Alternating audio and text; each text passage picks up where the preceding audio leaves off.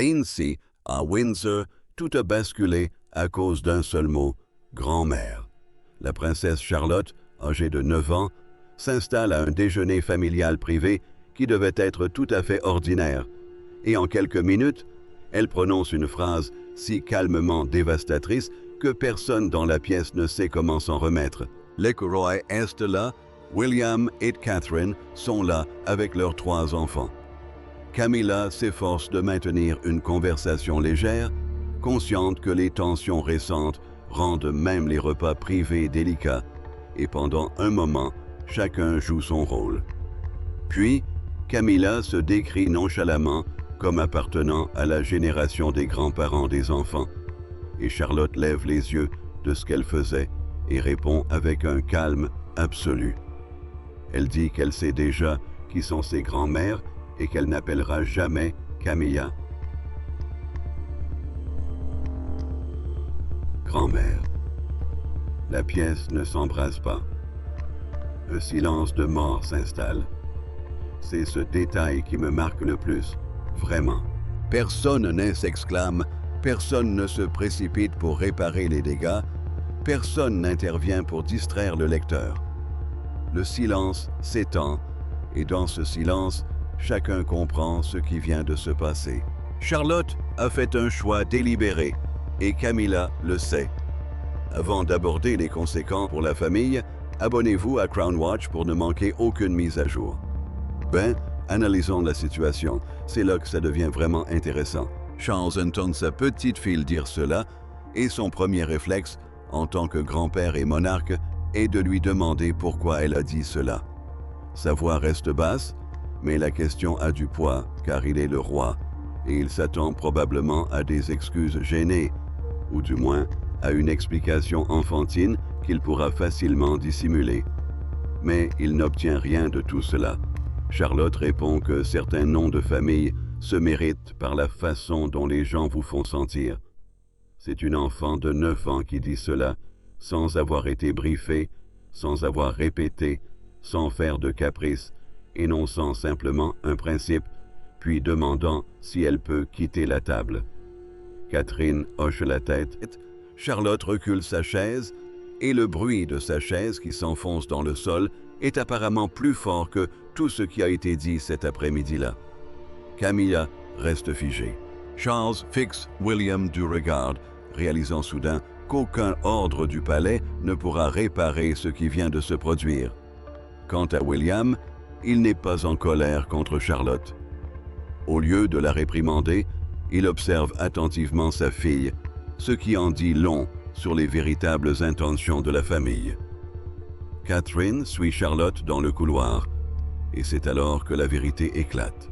Ce n'était pas la première fois que Camilla la mettait mal à l'aise. Quelques semaines auparavant, une rencontre privée avait tout bouleversé, et Charlotte gardait ce secret depuis. Le palais pourrait survivre à une simple remarque déplacée lors du déjeuner. Mais ce que Charlotte confie à sa mère derrière cette porte close transforme la situation d'un simple embarras familial en la conséquence d'un conflit latent depuis des mois. Pour Charlotte, la dispute n'est pas une question de titre. Pour Camilla, c'est précisément ce qui la rend si douloureuse.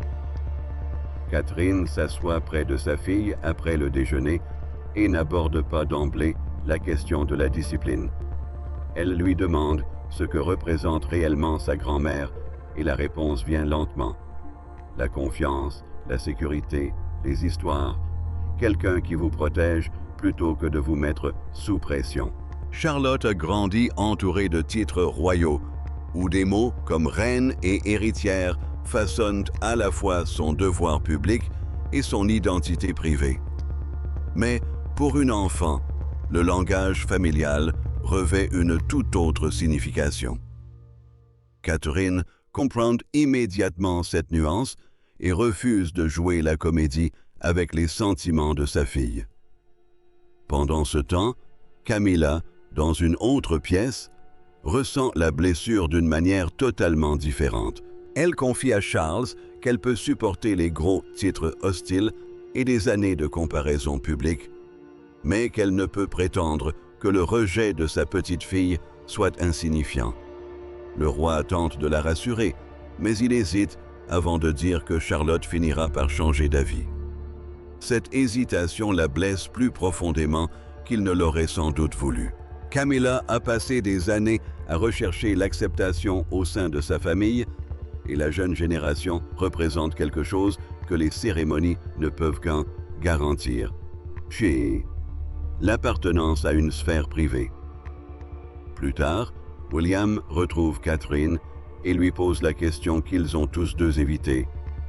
Charlotte a-t-elle parlé de Diana? Catherine confirme que leur fille s'est prise de curiosité pour sa grand-mère qu'elle n'a jamais connue, surtout après avoir vu des photos et entendu les souvenirs de son père. Puis elle ajoute un détail plus troublant.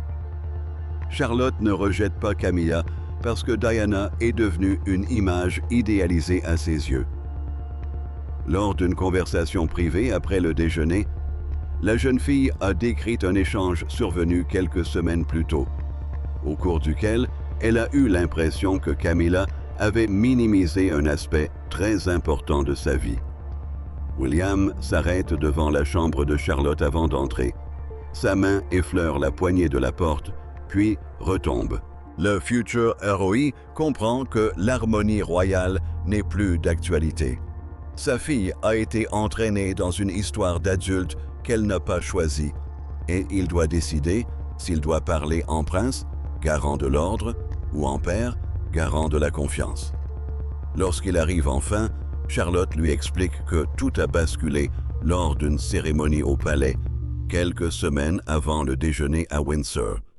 Il n'y a pas eu de dispute, pas de départ théâtral, pas de confrontation formelle. Il y a eu seulement une pièce silencieuse, une photo de Diana et une phrase que Charlotte a emportée avec elle. Les adultes ont oublié cet échange presque aussitôt. Charlotte, elle, ne l'entendit pas.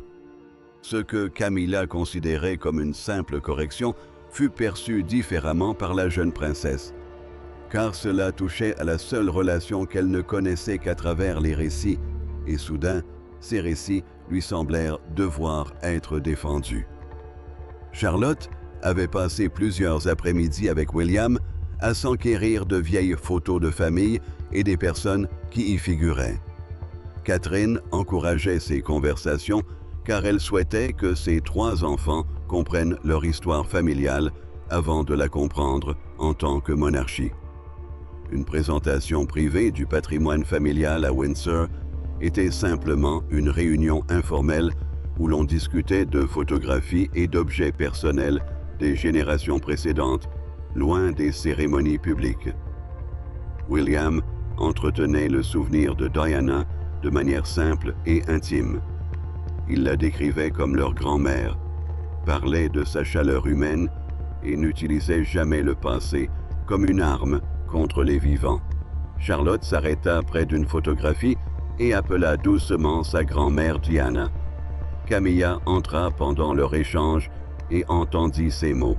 Elle hésita, puis dit à la jeune princesse qu'elle ne devait pas trop s'attacher à des inconnus alors qu'elle avait désormais sa famille auprès d'elle. La phrase était calme, mais son effet, lui, ne l'était pas. Charlotte baissa les yeux, referma le petit album qu'elle était en train d'étudier et demanda à William s'il pouvait continuer un autre jour. Il comprit aussitôt que quelque chose avait changé. Plus tard, le prince confia à Camilla que sa fille était assez grande pour comprendre les nuances, mais bien trop jeune pour porter le poids de décennies de souffrances familiales. La reine consort insista sur le fait qu'elle souhaitait simplement que Charlotte vive dans le présent. Mais Catherine finit par apprendre qu'un autre moment, resté secret, s'était produit. Charlotte avait quitté la pièce, puis était revenue discrètement car elle avait oublié un bracelet. Avant d'entrer complètement, elle entendit Camilla dire à une aide que les références constantes à Diana risquaient de perturber les enfants. L'aide parla peu, mais Charlotte en comprit suffisamment. Pour elle, le sens était d'une clarté brutale. Se souvenir de sa grand-mère devenait un problème que d'autres voulaient gérer. Charlotte garda sa peinée pour elle pendant des semaines. Elle n'affronta jamais Camilla, n'exigea jamais d'explications, ne révéla jamais à William ce qu'elle avait entendu. Elle tira alors une conclusion personnelle. Si accepter une grand-mère revenait à affaiblir la place de l'autre, elle refuserait catégoriquement ce nouveau nom. William écouta son fils raconter enfin l'épisode du bracelet oublié. Il baissa les yeux et posa la photo de famille qu'il tenait à la main, face contre table. Le geste déjeuner à Windsor n'avait pas été un acte de désobéissance impulsif. C'était la conclusion d'une décision que Charlotte portait en silence. Le soir venu, la question n'était plus de savoir si Charlotte s'était mal comportée. William voulait savoir pourquoi une enfant s'était retrouvée dans une situation où il lui paraissait nécessaire de défendre sa grand-mère décédée. Et Camilla allait entendre cette question directement. William ne convoque pas ses conseillers. Il ne demande pas de réunion familiale formelle. Il demande à Camilla de s'entretenir avec elle en privé, attend que la porte se ferme et lui explique qu'il n'y aura aucune discussion concernant Charlotte avant d'avoir abordé les événements. Camilla arrive en s'attendant à subir des pressions pour réparer le déjeuner. Au lieu de cela, elle trouve un père convaincu que sa fille porte un fardeau émotionnel créé par les adultes, et il refuse que la hiérarchie royale l'étouffe. William tient délibérément Charles à l'écart. La présence du monarque transformerait l'échange en une question de rang et de préséance royale, ce que le prince veut précisément éviter. Il ne s'agit pas de savoir qui est supérieur à Charlotte, mais de savoir qui a le droit de définir ses sentiments les plus intimes. Camilla s'attend à ce qu'il exige des excuses pour l'humiliation subie à Windsor. Au lieu de cela, il raconte l'histoire de la photographie, du bracelet oublié et de la seconde remarque que sa fille a surprise. William pose ses deux mains sur le dossier d'une chaise, mais ne s'assoit pas.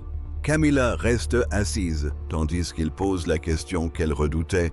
« Lui avez-vous dit que ce souvenir de sa grand-mère était déroutant ?»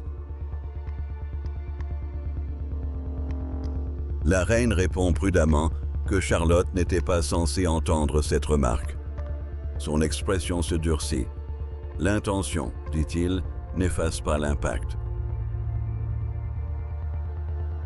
Sa voix reste maîtrisée jusqu'à ce qu'il explique ce que les mots ont engendré. Charlotte est désormais convaincue qu'accepter Camilla émotionnellement reviendrait à trahir Diana. Camilla finit par craquer et confie à William qu'elle a passé des années à être jugée par rapport à celle qui est décédée bien avant que la structure familiale actuelle ne se mette en place. Chaque souvenir de Diana, admet-elle, peut lui donner l'impression qu'il ne reste plus d'espace émotionnel pour personne d'autre. Elle explique avoir mal réagi car elle craignait que l'attachement croissant de Charlotte à ses histoires ne finisse par engendrer une autre comparaison qu'elle ne pourrait jamais vaincre. Le prince écoute, mais ne cède pas. Sa fille, dit-il, n'a jamais demandé à Camilla de rivaliser. Guillaume pose alors une limite. Personne n'a interdit à Charlotte de s'occuper d'elle, et personne n'encouragera l'hostilité, mais personne n'obligera la jeune fille à utiliser un mot de famille qu'elle ne pense pas. Camilla lui demande s'il s'agit simplement de son opinion ou d'une nouvelle règle familiale. Sa réponse, d'une simplicité brutale, tombe à pic. Pour mes enfants, Catherine et moi décidons. Camilla reste silencieuse. La colère cède la place à l'humiliation, car elle comprend la portée de cette limite. Charles est certes roi, mais contraindre sa petite fille à feindre l'affection donnerait une image cruelle plutôt que forte de l'autorité royale. Moins d'une heure plus tard, il apprend les propos exacts de William et demande à rencontrer son fils seul. Camilla comptait sur l'autorité du roi pour rétablir l'ordre, mais Charles se trouve désormais face à un choix qu'aucune couronne ne saurait faciliter. Protéger la dignité de sa femme ou reconnaître le droit de son fils à protéger sa fille. Charles a passé sa vie au sein d'un système fondé sur les titres, les précédents et les obligations. Pourtant, la crise qui le frappe ne peut être résolue par aucun d'eux. Il peut dicter à Charlotte où se placer. Il peut déterminer à quelle cérémonie elle assistera. Il peut établir comment les membres de la maison s'adressent officiellement à la reine. Ce qu'il ne peut faire sans conséquence, c'est ordonner à sa petite fille de ressentir un lien qu'elle ne ressent pas. Et William sait qu'avant d'entrer dans la pièce, Charles le rencontre seul, sans assistant ni secrétaire particulier, car il ne veut aucune trace d'hésitation concernant ce qui est devenu une décision profondément personnelle. Le roi commence par qualifier le différend de menace pour l'unité familiale, et non de contestation du rang de Camilla. Le protocole royal encadre les comportements publics. Mais William précise que Charlotte s'y conformera chaque fois que nécessaire. Elle sera respectueuse. Elle se comportera correctement. Le mot « grand-mère », cependant, relève de l'affection privée et non d'un devoir constitutionnel. Charles admet que ce refus a blessé Camilla plus profondément qu'elle ne l'a exprimé publiquement ou en privé. William ne minimise pas cette douleur, mais sa réponse est immédiate. Charlotte a été blessée la première. Sa filée était trop jeune pour comprendre des décennies de tensions royales et n'avait aucun pouvoir lorsqu'un adulte lui faisait croire que ce souvenir de Diana était une forme de déloyauté. Le prince insiste sur le fait que corriger Charlotte maintenant lui enseignerait une mauvaise leçon, celle que la personne la plus forte a le droit de définir les émotions de tous les autres. Charles sent le conflit s'intensifier autour de lui. Il aime sa femme et sait combien de temps elle s'est battue pour se sentir en sécurité au sein de la famille. Pourtant, il sait aussi que sa petite fille se souviendra de ce qui va se passer ensuite. Le monarque demande à Catherine si elle soutient vraiment la position de William. Il répond par l'affirmative. Ensemble, ils ont décidé que Charlotte utiliserait le titre royal approprié de Camilla lorsque le protocole l'exige. Mais en privé, elle ne sera jamais obligée d'appeler sa grand-mère. George et Louis auront la même liberté de laisser ces relations se développer naturellement. Charles retire ses lunettes et les pose à côté d'un dossier fermé. Un silence pesante s'installe entre le père et le fils. Il finit par déclarer qu'il ne contraindra pas Charlotte. La décision est prise discrètement, mais sa portée est immense. La structure royale demeure sous son autorité. Pourtant, William et Catherine conservent la maîtrise de l'éducation affective de leurs enfants. Même un souverain ne peut exiger la confiance sans risquer le lien familial, même qu'il cherche à protéger. Charles estime que cette affaire peut rester confidentielle à Windsor. Cette conviction ne dure pas longtemps lorsque Camilla apprend qu'il ne passera pas outre la vie de William. Son comportement change alors et le personnel commence à remarquer son absence aux réunions auxquelles elle n'aurait jamais manqué en temps normal. Le roi avait choisi de ne pas forcer l'affection de Charlotte, mais cette décision n'a pas instauré la paix. Elle a créé une distance, et la réaction de Camilla allait la rendre visible presque immédiatement. La première conséquence n'est pas une déclaration, mais une chaise vide. Camilla se retire discrètement d'un thé familial privé où Charlotte est attendue, expliquant à Charles qu'elle ne voit aucun intérêt à provoquer une nouvelle rencontre embarrassante. Ce qui passe pour de la retenue est perçu comme bien plus grave au sein de la famille. Catherine craint que Charlotte ne s'en veuille. William soupçonne que ce retrait est une forme de pression, et Charles observe sa femme se détourner de personnes qu'elle a passé des années à intégrer. Camilla continue d'honorer tous ses devoirs officiels, mais les invitations privées prennent une autre tournure. Le personnel du palais remarque que Charles accepte toujours les réunions de famille, tandis que la reine consort commence à hésiter dès que Charlotte est présente. Ces rencontres sont des occasions familiales facultatives et non des engagements officiels. La présence est donc personnelle et non liée au devoir royal. Cette différence est importante, car chaque absence semble désormais délibérée. Camilla se persuade qu'elle évite une nouvelle confrontation, mais ce comportement crée précisément ce qu'elle espérait éviter, un fossé visible au sein de la famille. Catherine perçoit rapidement le danger. Charlotte remarque la place vide à table et demande à sa mère si Camilla est restée à l'écart à cause d'elle. Sa mère lui répond fermement que les adultes sont responsables de leurs choix et de leurs sentiments. Charlotte n'a pas à se justifier auprès de tout le monde simplement parce qu'elle a parlé franchement. La jeune fille semble soulagée, mais ce soulagement est de courte durée.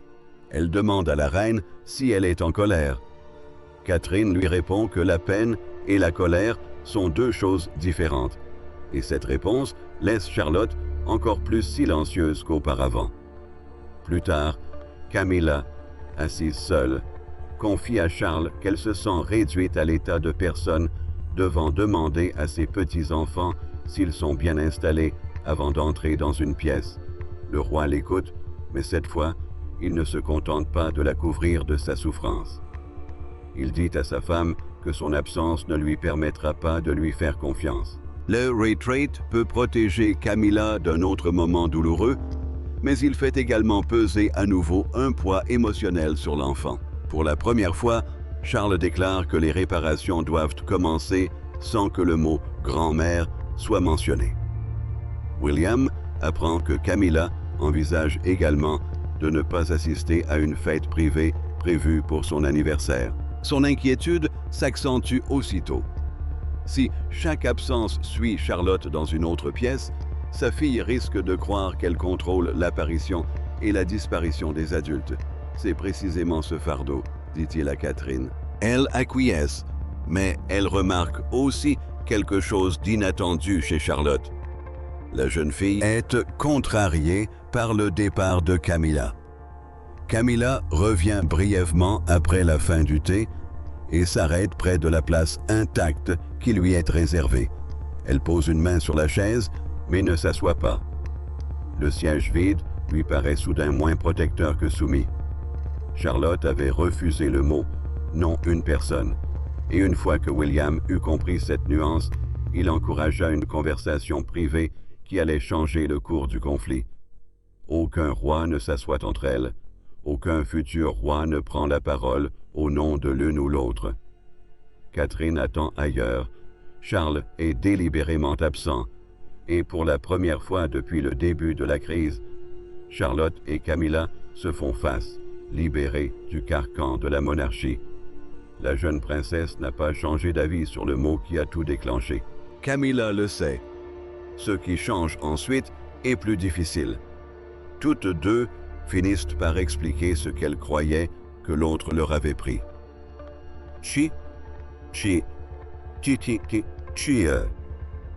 Catherine n'organise la rencontre qu'après que Charlotte l'ait souhaité.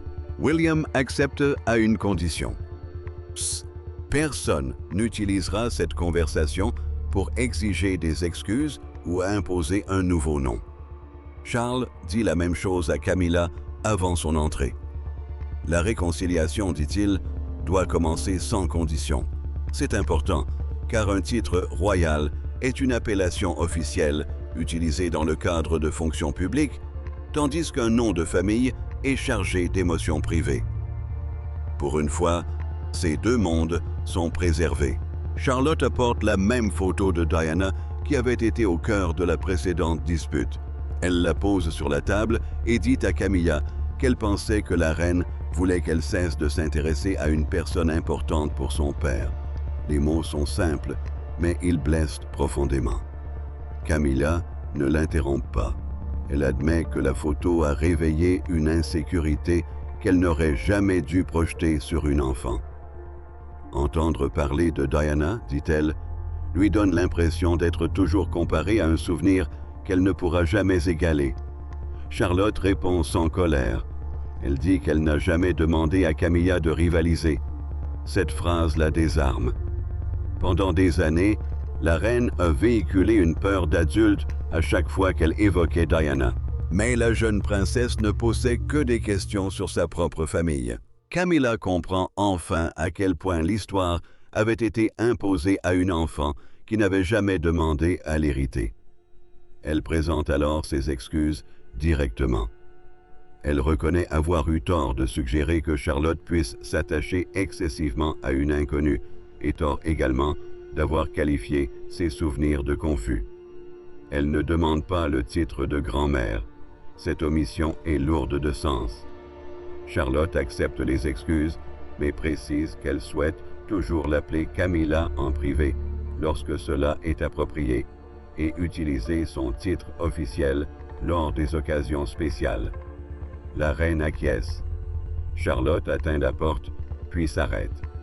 Elle se retourne et demande à Camilla si elle acceptera finalement de venir à la prochaine réunion de famille pour l'anniversaire.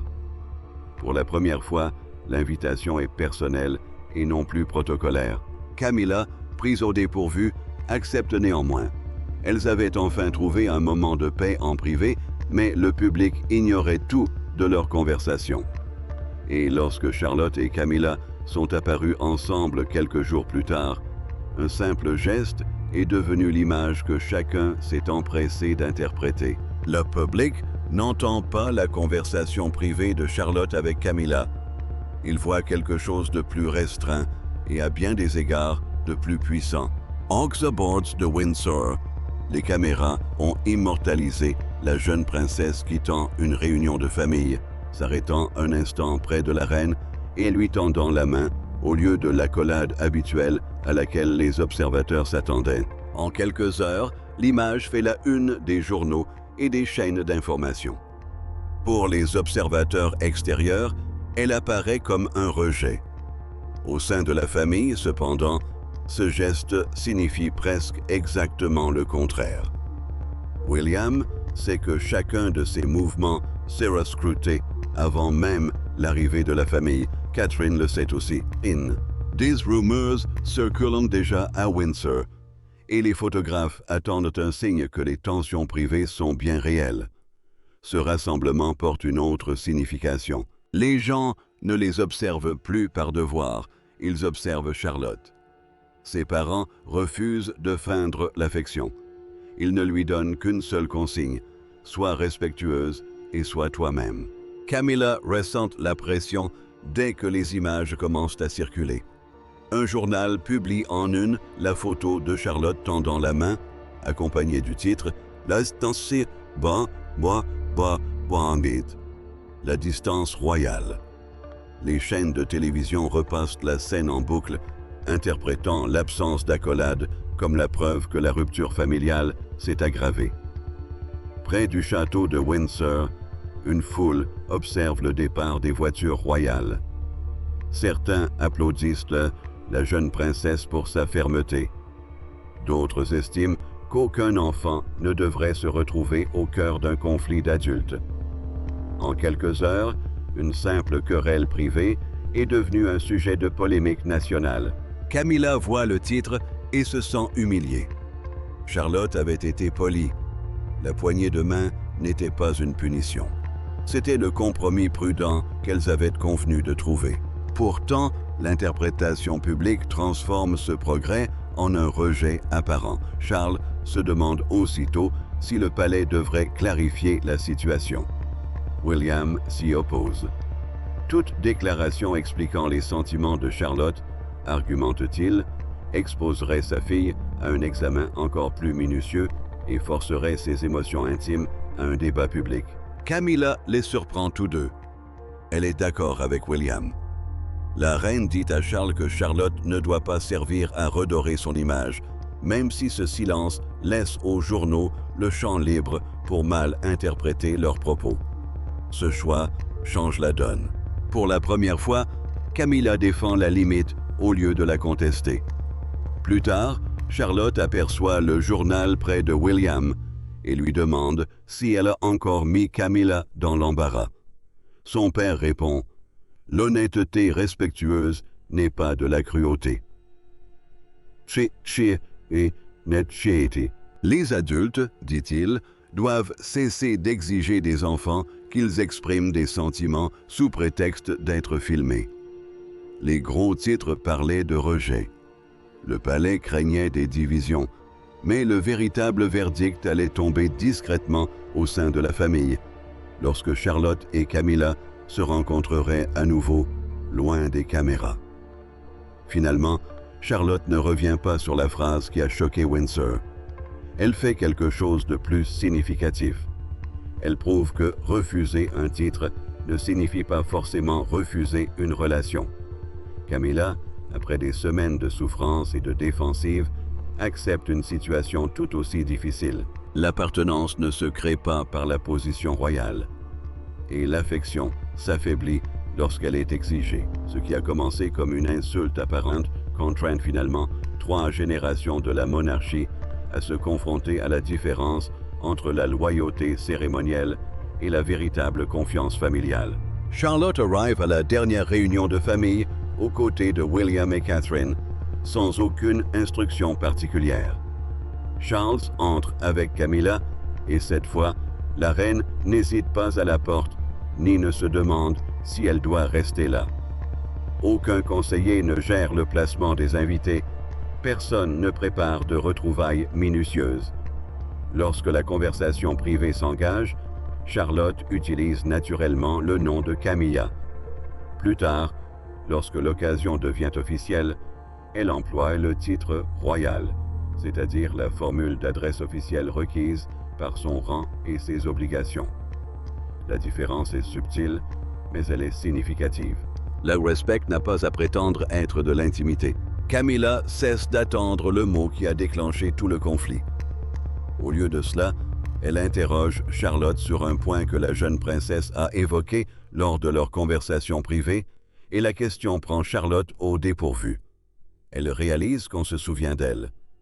Plus important encore, elle se sent écoutée plutôt que manipulée.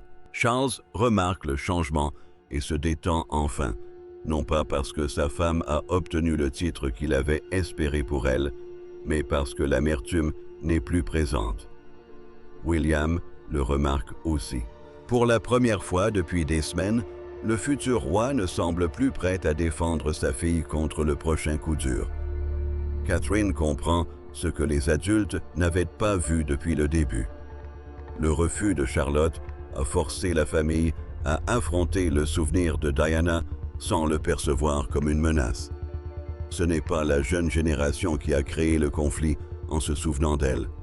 C'est l'ancienne génération qui craignait la signification de ses souvenirs. Camilla accepte enfin qu'elle n'a pas besoin de remplacer Diana pour construire une relation authentique avec Charlotte. Et la jeune princesse comprend que protéger la grand-mère qu'elle n'a jamais connue ne nécessite pas de punir la femme qui se tient devant elle. Charlotte marque une pause auprès de Camilla à la fin de la réunion et lui demande si elle acceptera de venir à une autre occasion familiale la semaine suivante. Il n'y a ni étreinte forcée, ni titre revendiqué, ni grande déclaration. La reine répond simplement qu'elle le souhaiterait vivement, et c'est là que résonne encore le sens profond du refus de Charlotte. Elle n'a jamais appelé Camilla grand-mère. Et pourtant, à la fin, elle n'avait plus besoin d'être rejetée pour défendre ceux qu'elle aimait. La famille a cessé de se disputer pour un mot et a enfin commencé à bâtir une relation qui pouvait perdurer sans cela.